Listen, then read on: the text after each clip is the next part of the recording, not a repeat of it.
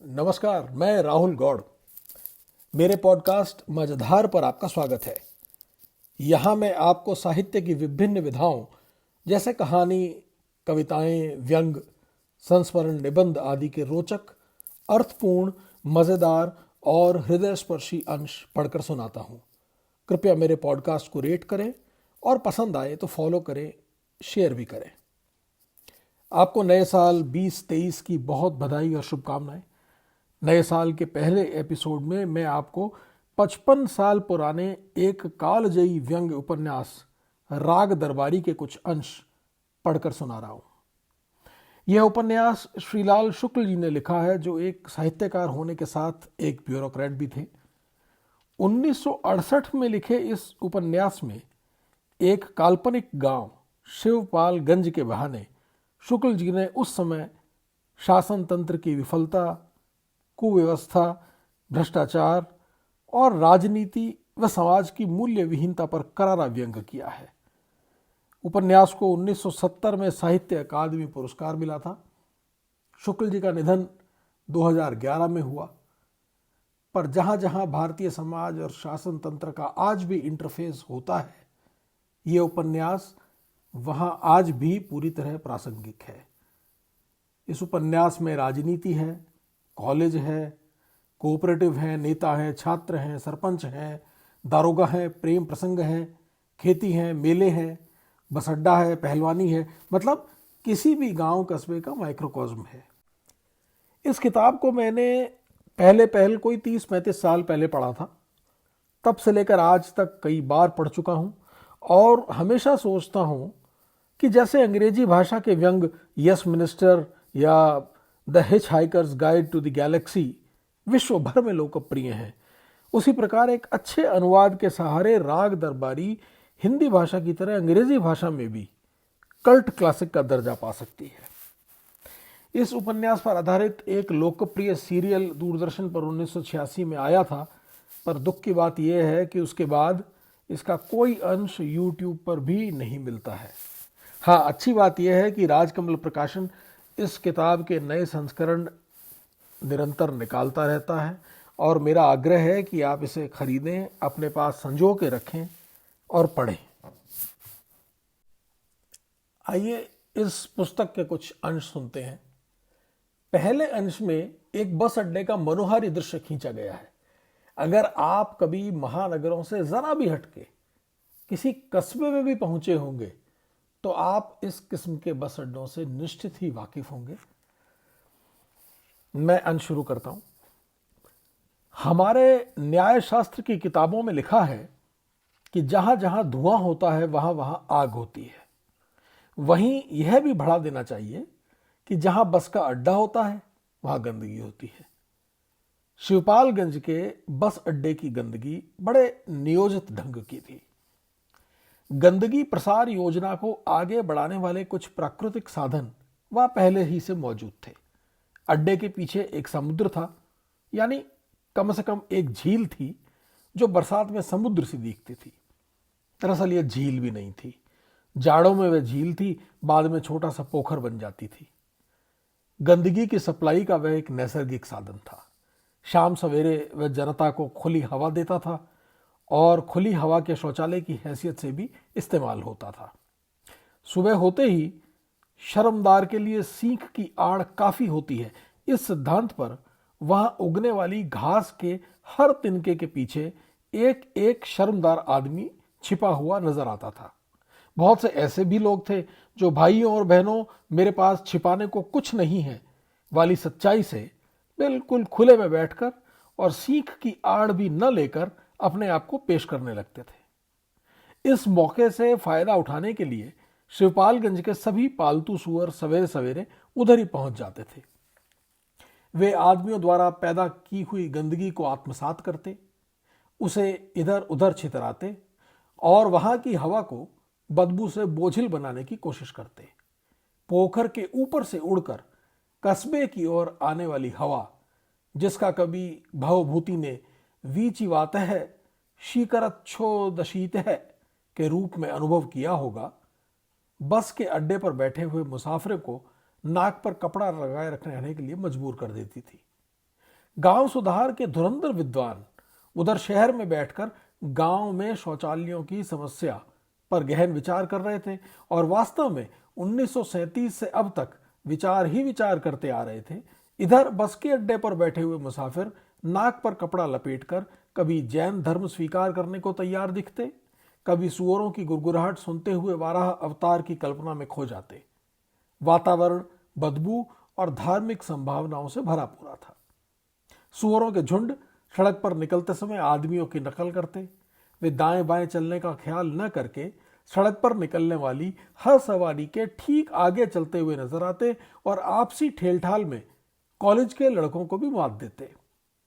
बस के अड्डे की चहारदीवारी एक जगह पर टूट गई थी। इसका फायदा उठाकर वे सड़क से सीधे बस के अड्डे में घुसते और दूसरी ओर के फाटक से निकलकर पोखर के किनारे पहुंच जाते। उनके वहां पहुंचते ही पिकनिक और यूथ फेस्टिवल का समय बन जाता। गंदगी प्रसार योजना के अंतर्गत वहां पर बस का अड्डा बनाते समय इन प्राकृतिक सुविधाओं का ध्यान रखा गया होगा। वैसे गंदगी सप्लाई करने की दूसरी एजेंसियां भी वहां पहले से मौजूद थी। उनमें एक और एक मंदिर था जो अपनी चीकट सीढ़ियों के कारण मक्खी पालन का बहुत बड़ा केंद्र बन गया था। उसके चारों ओर छितरे हुए बासी फूल, मिठाई के दोने और मिट्टी के टूटे फूटे सकोरे चींटियों को भी आकर्षित करते थे। दूसरी ओर एक धर्मशाला थी जिसके पिछवाड़े हमेशा यह संदेह होता था कि यहां पेशाब का महासागर सूख रहा है। गंदगी के इन कार्यक्रमों में ठीक से तालमेल बैठाकर छोटी मोटी कमियों को दूसरी तरकीबों से पूरा किया गया था। उनमें सबसे प्रमुख स्थान थूक का था, जिसे हर जगह देखते रहने के कारण राष्ट्रीय चिन्ह मान लेने को तबीयत करती है। हमारी योजनाओं में जैसे कागज, वैसे ही हमारी गंदगी का महत्वपूर्ण तत्व थूक है। थूक उत्पादन में वहां पान की 10-20 दुकानें, कुछ स्थिर और कुछ गश्ती, प्राइवेट सेक्टर की सरकारी मान्यता प्राप्त फैक्ट्रियों की तरह काम करती थी। थूक का उत्पादन जोर पर था। थूक फैलाने के लिए चारों तरफ कई पात्र जमीन में गाड़ दिए गए थे, जिनको देखते ही आदमी किसी भी दिशा में ऊर्ध्व दिशा को छोड़कर थूक देता था और इस खूबी से थूकता था कि सारा थूक पात्र के बाहर ही जाकर गिरे। नतीजा यह था कि चारों ओर 4 फुट की ऊंचाई तक दीवारों पर और कहीं फर्श पर थूक की नदियां कुछ कुछ उसी तरह बहती थी जैसे सुनते हैं कभी घी दूध की नदियां बहा करती थी। फिर लुढ़कते और रिरियाते हुए भिखमंगे, जो संख्या में बहुत कम होते हुए भी अपनी लगन के कारण चारों तरफ एक साथ दिखाई देते थे। चाय की दुकानों पर चाय की सड़ी चुसी हुई पत्तियां और गंदे पानी के नावदान, आने और जाने वाली बसों की गर्द, मरियल कुत्तों को आरामगाहें और गंदगी प्रसार योजना को सबसे बड़ा प्रोत्साहन देने वाली अखिल भारतीय संस्था, मिठाई और पूड़ी की दुकानें, हलवाइयों की तोंद, उनके छोकड़ों की पोशाक। दूसरा अंश जो मैं आपको पढ़कर सुना रहा हूं वो उस समय की सरकार के खेती को बढ़ावा देने के प्रयासों के बारे में है। इसमें मजेदार बात यह है कि सरकार खेतीहरों को क्या समझाना चाह रही है और क्या सोचकर समझाना चाह रही है, वो एक बड़ा विनोदपूर्ण दृश्य है। आइए मैं अंश पढ़ता हूं। श्रीपालगंज गांव था, पर वह शहर से नजदीक और सड़क के किनारे था, इसलिए बड़े बड़े नेताओं और अफसरों को वहां तक आने में कोई सैद्धांतिक ऐतराज नहीं हो सकता था। कुओं के अलावा वहां कुछ हैंडपंप भी लगे थे, इसलिए बाहर से आने वाले बड़े लोग प्यास लगने पर अपनी जान को खतरे में डाले बिना वहां का पानी पी सकते थे। खाने का भी सुविधा था। वहां के छोटे मोटे अफसरों में कोई ना कोई ऐसा निकल ही आता था जिसके ठाट बाट देखकर वहां वाले लोग उसे परले सिरे का बेईमान समझते थे, पर जिसे देखकर ये बाहरी लोग आपस में कहते कितना तमीजदार है, बहुत बड़े खानदान का लड़का है, देखो ना इसे चीको साहब की लड़की ब्याही है। इसीलिए भूख लगने पर अपनी ईमानदारी को खतरे में डाले बिना वे लोग वहां खाना भी खा सकते थे। कारण जो भी रहा हो, उस मौसम में श्रीपालगंज में जननायकों और जन सेवकों का आना जाना बड़े जोर से शुरू हुआ था। उन सबको श्रीपालगंज के विकास की चिंता थी और नतीजा यह होता था कि वे लेक्चर देते थे। वे लेक्चर गंजहों के लिए विशेष रूप से दिलचस्प थे, क्योंकि इनमें प्राय शुरू से ही वक्ता श्रोता को और श्रोता वक्ता को बेवकूफ मानकर चलता था, जो कि बातचीत के उद्देश्य से गंजहों के लिए आदर्श परिस्थिति है। यहां मैं आपको बता दूं कि गंजहों से आशय शिवपालगंज में रहने वाले लोगों से है। फिर भी लेक्चर इतने ज्यादा होते थे कि दिलचस्पी के बावजूद लोगों को अपच हो सकता था। लेक्चर का मजा तो तब है जब सुनने वाले भी समझे कि यह बकवास कर रहा है और बोलने वाला भी समझे कि मैं बकवास कर रहा हूं। पर कुछ लेक्चर देने वाले इतनी गंभीरता से चलते कि सुनने वाले को कभी कभी लगता था कि यह आदमी अपने कथन के प्रति सचमुच ही ईमानदार है। ऐसा संदेह होते ही लेक्चर गाढ़ा और फीका बन जाता था और उसका असर श्रोताओं के हाजमे के बहुत खिलाफ पड़ता है। यह सब देखकर गंजहों ने अपनी अपनी तंदुरुस्ती के अनुसार लेक्चर ग्रहण करने का समय चुन लिया था। कोई सवेरे खाना खाने के पहले लेक्चर लेता था, कोई दोपहर को खाना खाने के बाद। ज्यादातर लोग लेक्चर की सबसे बड़ी मात्रा दिन के तीसरे पहर ऊँघने और शाम को जागने के बीच में लेते थे। उन दिनों गांव में लेक्चर का मुख्य विषय खेती था। इसका यह अर्थ कदापि नहीं कि पहले कुछ और था। वास्तव में पिछले कई सालों से गांव वालों को फुसलाकर बताया जा रहा था कि भारतवर्ष एक खेतीहर देश है। गांव वाले इस बात का विरोध नहीं करते थे, पर प्रत्येक वक्ता शुरू से ही यह मानकर चलता था कि गांव वाले इस बात का विरोध करेंगे। इसलिए वे एक के बाद एक दूसरा तर्क ढूंढ कर लाते थे और यह साबित करने में लगे रहते थे कि भारतवर्ष एक खेतीहर देश है। इसके बाद वे ये बताते थे कि खेती की उन्नति ही देश की उन्नति है।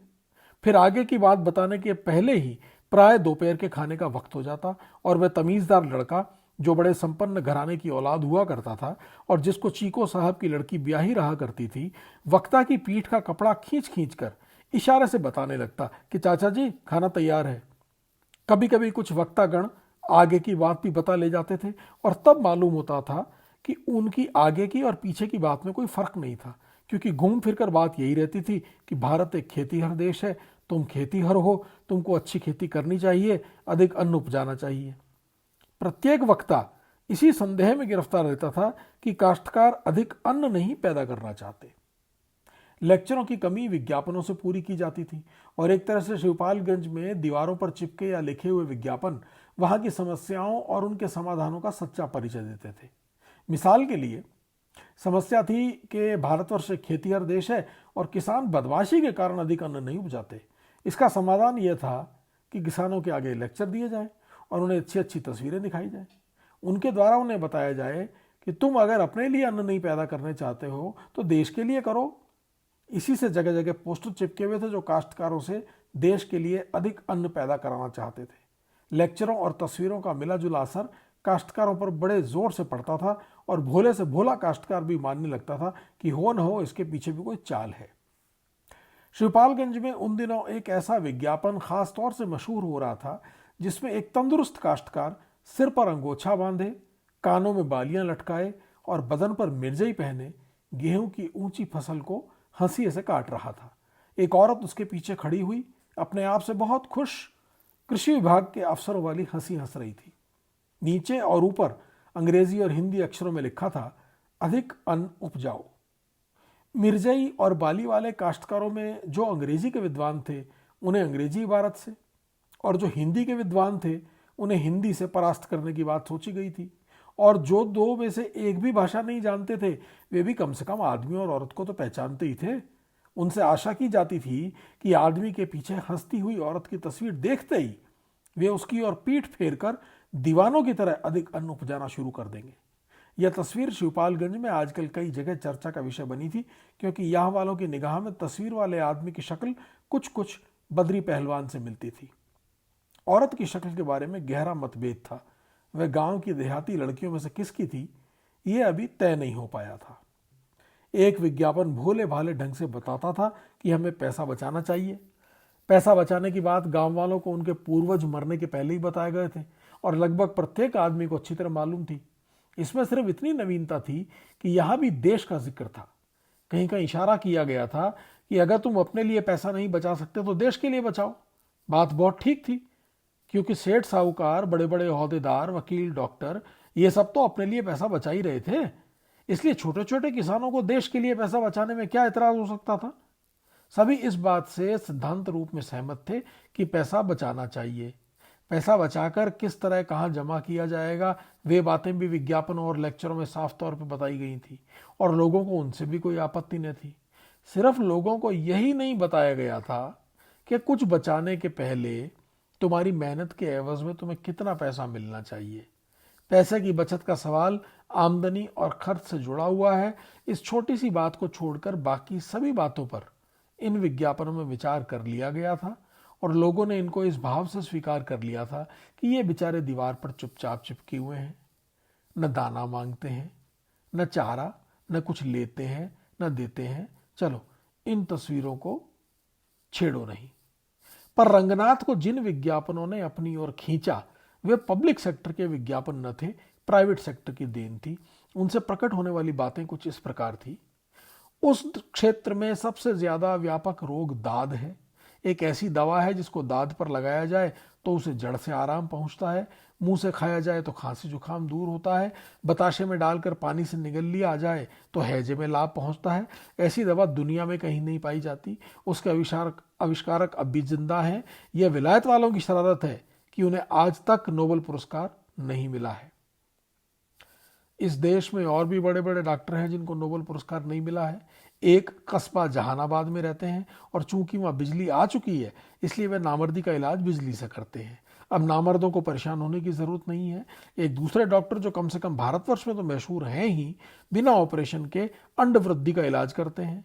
और यह बात शिवपालगंज में किसी भी दीवार पर तारकोल के हरूफ में लिखी हुई पाई जा सकती है।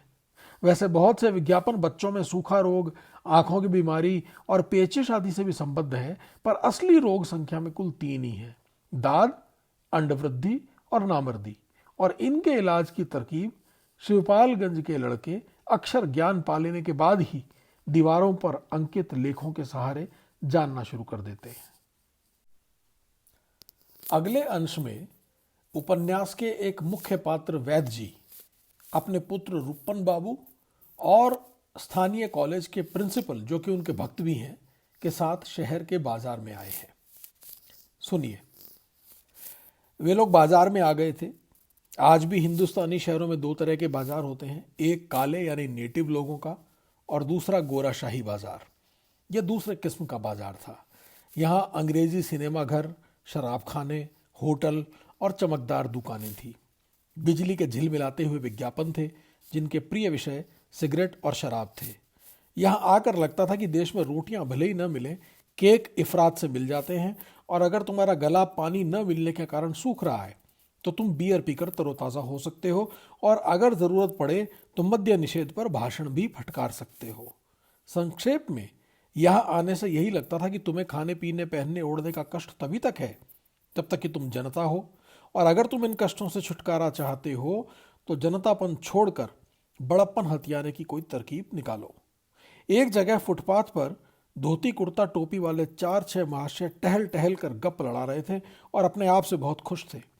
कभी कभी खुशी के अतिरेक में वे एक दूसरे के पैर के पास पान की एक लंबी पीक थूक देते थे।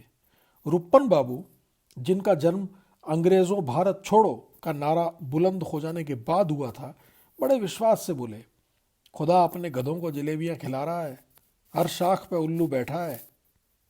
ये काव्य जनसाधारण में बहुत ही प्रचलित और विख्यात हैं, और इन्हें कहकर रुप्पन बाबू ने कोई बड़ी मौलिकता नहीं दिखाई थी, पर उन्होंने इन्हें जिस अंदाज से कहा उससे लगा कि वे गंभीर होते जा रहे हैं। प्रिंसिपल ने उन्हें पुचकारा और वैद्य जी से कहा, चलिए महाराज, कुछ खा पी लिया जाए, लड़के की तबीयत उखड़ रही है। उन्होंने सबसे पहले पान की दुकान खोजने का विचार किया। हिंदुस्तानी के लिए ये कोई कठिन बात नहीं। रॉबिन्सन क्रूसो के बजाय कोई हिंदुस्तानी किसी एकांत द्वीप पर अटक गया होता तो फ्राइडे की जगह वह किसी पान बनाने वाले को ढूंढ निकालता। वास्तव में सच्चे हिंदुस्तानी की यही परिभाषा है कि वह इंसान जो कहीं भी पान खाने का इंतजाम कर ले और कहीं भी पेशाब करने की जगह ढूंढ ले। पर इस बाजार में पान की दुकान खोजने की जरूरत न थी, दुकानें खुद आदमी को खोजती थीं। यहाँ पान की दुकानें आगे की ओर थीं और पान की दुकानें पीछे की ओर थीं, और दाईं और बाईं ओर भी पान की दुकानें थीं। ये तीनों आदमी बिल्कुल अपने सामने की दुकान के पास जाकर खड़े हो गए। बड़े से शीशे में वैद्य जी ने अपने साफे का कोण ठीक किया। रुप्पन बाबू ने आंख दबाकर मुस्कुराने की कोशिश की और प्रिंसिपल साहब पान वाले से बातें करने लगे। उन्होंने धीरे से कहा, 3 गिलास जरा गाढ़े मेल के हों। वैद्य जी ने मासूम बनकर पूछा, क्या है क्या है? प्रिंसिपल साहब ने कहा, कुछ नहीं, बस यही, पान के पहले पानी का इंतजाम हो रहा है। तंबोली ने भंग घोलकर 3 गिलासों में डाली। प्रिंसिपल साहब बोले, जरा काली मिर्च और बादाम बोलता हुआ होना चाहिए। तंबोली की दुकान पर एक अत्यंत सुंदर और स्वस्थ नौजवान की फोटो लटकी थी, जो यकीन किया जाता था उस थुलथुल और बेहुदा आदमी की 10-15 साल पहले की तस्वीर है। रुपन बाबू ने प्रिंसिपल साहब की कोहनी छूकर कहा, यहाँ खंडर भी नहीं है जो बताते हैं कि इमारत बुलंद थी। प्रिंसिपल साहब ने कहा, किसी दूसरे की तस्वीर होगी। तंबोली ने इस अपमान पर कोई प्रतिक्रिया नहीं दिखाई, सिवाय इसके कि भंग बनाने के काम में तेजी आ गई और पूरा काम वह पहलवानी ढंग से करने लगा। रुपन बाबू इस डर से कि चुरा कर भंग बेचने के जुर्म में कोई पुलिस का आदमी तंबोली का चालान न कर दे, इधर उधर देखने लगे। चारों तरफ अंग्रेजी की बहार थी, अंग्रेजी के विज्ञापन, अंग्रेजी ही में दुकानों के नाम, गंदे कॉलर वाले क्लर्क, लक दक कपड़ों वाले व्यापारियों की औलादें, आवारा जैसे घूमने वाले बहुत से राजनीतिक कबाड़ी, निगाह से ही सारी दुनिया को परास्त करने वाले ठुड्डी ऊंची किए हुए छके छकाए अफसर, सभी अंग्रेजी बोल रहे थे। अंग्रेजी पोशाक में लोग तने हुए आते थे और तने हुए निकल जाते थे। एक अंग्रेजी सिनेमा के पोस्टर पर एक विलायती औरत लगभग नंगी एक तख्ते पर अधलेटी पड़ी हुई चूमी जा रही थी। 2-4 काले कलूटे मैले कुचैले बच्चे पास खड़े हुए उसका मुआयना कर रहे थे। पास की किसी ग्रामोफोन वाली दुकान पर पॉप म्यूजिक का एक रिकॉर्ड बज रहा था और कुछ छोकरे यह भूलकर कि जो गेहूं उन्होंने खाया है वे अपनी गरीबी का कोड दिखाकर बाहर से मंगाया गया है, हाथ पांव ऊल जलूल ढंग से चला चला कर मस्त हुए जा रहे थे। रुडयार्ड किपलिंग का धड़ ऊपर और सिर नीचे लटकाकर पूर्व और पश्चिम की संस्कृतियां विराट रूप से मिल रही थी। 2 लड़कियां झबरे बालों, चूड़ीदार पायजामों और जिस्म को पहलवानी ढंग से तान देने वाले कुर्तों में लैस अंग्रेजी में बात करती चली जा रही थी। रुपन बाबू के मन में आया कि दोनों को दबोच कर कहीं भाग जाए। अपनी इस जंगली इच्छा को उदात्त रूप देकर उन्होंने प्रिंसिपल साहब से कहा, देखा आपने, लगता है सब विलायत से आई है, उन्हीं के पेशाब से पैदा हुई है। प्रिंसिपल साहब इस निरशास्त्रीय बहस में नहीं घुसे, सिर्फ वैद्य जी को सुनाने की गर्ज से बोले, इस खन्ना मास्टर की सोहबत का असर तुम्हारे ऊपर चढ़कर बोल रहा है रुपन बाबू, तुम भी अश्लील बोली बोलने लगे हो। रुपन बाबू ने भंग का गिलास दुकान पर ठनाक के साथ रख दिया, बोले, पेशाब अश्लील चीज है? बात पेशाब की नहीं, खन्ना मास्टर की सोहबत की है। रुपन बाबू अपने पिता की ओर मुखातिब हुए, बोले, आप जरा इन प्रिंसिपल साहब को टोक दीजिए, ये खन्ना मास्टर की बात यहां ना उठाएं, नहीं तो मैं अगर साफ साफ कहना शुरू कर दूंगा तो इनको भागे राह न मिलेगी। वैद्य जी शांति और क्षमा के देवदूत की तरह अपने पंख फड़फड़ाकर, अर्थात मूछों पर गिलास से निकलकर आए हुए द्रव को दोनों ओर से पोंछकर बोले, मुझे बीच में न डालो रुपन, प्रिंसिपल साहब को बड़ा खेद है कि तुम अब खन्ना की ओर से बोलने लगे हो, स्वयं बात करके यह विषय निपटा लो। वे लोग रिक्शा स्टैंड की ओर जा रहे थे। यह सुनते ही रुपन बाबू अपनी जगह रुक गए। झोला फुटपाथ पर रखकर उन्होंने प्रिंसिपल साहब से कहा, तो आओ प्रिंसिपल साहब, पहले खन्ना के मामले को ही निपटा लिया जाए। प्रिंसिपल साहब ने दूसरी ओर मुंह फेर कर चलते चलते कहा, फिर कभी। रुपन बाबू तैश में आकर बोले, आज का काम कल पर छोड़ने वाले चिड़ी मार कहीं और रहते होंगे, इस बात का निपटारा अभी होगा, कभी पर छोड़ दिया तो फिर कभी नहीं होगा। वैद्य जी को एक पीपल के पेड़ के नीचे रखा हुआ शिवलिंग दिखा गया था। उसके ऊपर एक छोटे मॉडल का मंदिर बना दिया गया था। शिवलिंग देखते ही वैद्य जी भक्ति से आतुर हो गए। यह गोराशाही बाजार है जिसमें भगवान का नाम छिपा कर लेना चाहिए। विवेक की यह बात भूलकर वे पीपल के पेड़ के नीचे पहुंच गए और भरे गले से शंकर की स्तुति बांचने लगे। फुटपाथ पर प्रिंसिपल साहब और रुपन बाबू कल का काम आज करने के लिए खड़े हो गए। वैद्य जी ने आंखें मूंद ली, पीठ पीछे मोटरें आती जाती रहीं और लड़कियों की अंग्रेजी में सनी हुई आवाजें हवा में तड़प पैदा करती रहीं। खिलौने वाले किसी सिनेमा में किसी खिलौने वाले ने जैसी ट्यून बजाई थी, उसी की नकल पर कर्ण विस्फोटक संगीत की रचना करते रहे, पर जिस तरह विरोधी पक्ष की चीख पुकार और गाली गलौज को निस्सार मानकर असली मिनिस्टर कुनबा परस्ती के रास्ते पर सीधा चलता रहता है, उसी निर्लिप्त भाव से वैद्य जी भी इन आवाज़ों को अनसुना करके शंकर जी की प्रार्थना में लगे रहे। हजारों स्त्रोतों की जड़ी बूटियों को कूट पीस कर उनकी प्रार्थना का जो कपड़ छान चूर्ण निकला वह इस प्रकार था: हे शंकर, शत्रुओं को मारो, तुम रुद्र हो, मन्युमय हो, अखिल सृष्टि में संहारक भाव से सन्निविष्ट हो। गांव में रामाधीन भीखम खेड़वी कॉलेज की मैनेजरी का चुनाव हार चुका है। उसने डिप्टी डायरेक्टर ऑफ एजुकेशन के यहाँ प्रार्थना पत्र भेजा है कि चुनाव तमंचे के जोर से हुआ है। पुलिस कप्तान के यहाँ भी उसने शिकायत की है। तुम भंग और धतूरा खाते हो, हे शंकर। इन हाकिमों की भ्रष्ट बुद्धि में तुम अपना भंग और धतूरा डालकर उसे कुछ और भ्रष्ट कर दो। उन्हें हमारे पक्ष में लिखने को प्रेरित करो। हे भूतनाथ, रामाधीन भीखम खेड़वी को मारो। हे त्र्यंबकम सुगंधि वह पुष्टिवर्धन, मुझे मृत्यु के संग से वैसे ही तोड़ दो जैसे डंठल से खीरा तोड़ा जाता है, पर अमृतत्व से मेरा साथ न तोड़ो। और हे शिव, शत्रु को तुम अमृतत्व के डंठल से तोड़कर मृत्यु के अंधकूप में ठेल दो। तुम सेवक की बाधा को अपनी बाधा मानते हो, तुम मुझ सेवक के सेवक सनीचर की बाधा दूर करो। प्रधान के चुनाव के विषय में उसके विरुद्ध शत्रु ने चुनाव याचिका प्रस्तुत की है, उसमें सनीचर को विजय दो। यदि शत्रु याचिका वापस न ले तो उसे मारो।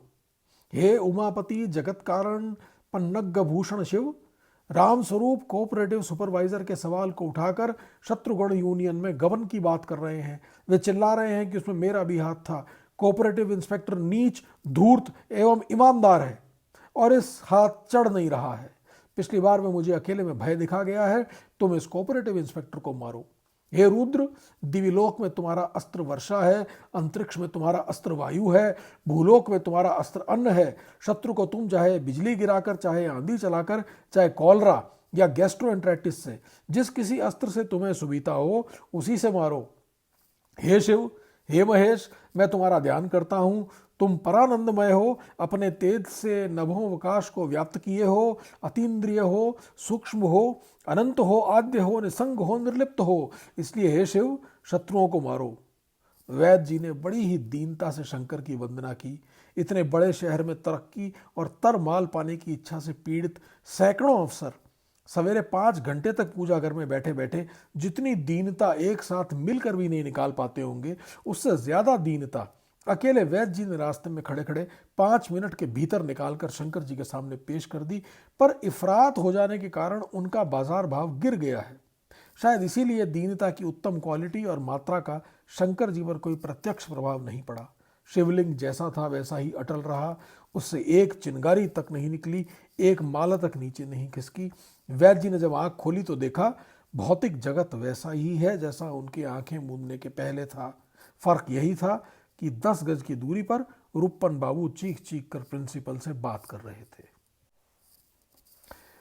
इस उपन्यास की मुश्किल यह है कि इसके एक एक वाक्य में, एक एक संवाद में इतना कुछ भरा पड़ा है कि ये समझ नहीं आता है कि क्या सुनाया जाए और क्या छोड़ा जाए।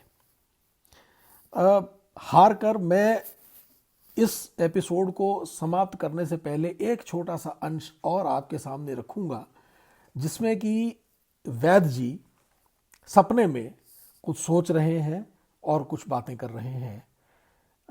बड़ा गहरा प्रतीकात्मक एक दृश्य है, लीजिए सुनिए। रात को पिछले पहर वैद्य जी को जाड़ा महसूस हुआ और उनकी नींद उछट गई।